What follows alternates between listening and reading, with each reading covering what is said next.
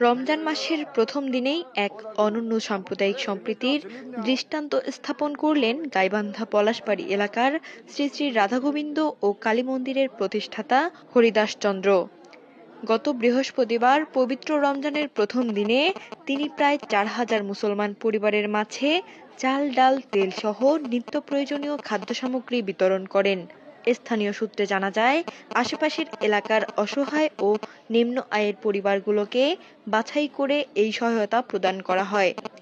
মন্দির প্রাঙ্গণ ও আশেপাশের এলাকায় সকাল থেকেই উপকারভোগীদের উপস্থিতি লক্ষ্য করা যায়।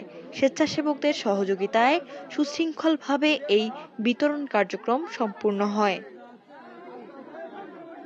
হরিদাস চন্দ্র জানান, ধর্ম যার যার, মানবতা সবার। রমজান মাস সংযম ও সহমর্মিতার মাস। এই মাসে মুসলিম ভাই বোনদের পাশে দাঁড়াতে পেরে তিনি আনন্দিত। নীলিমা রায় নীলা, নিউজ ডেস্ক, সনাতন টিভি।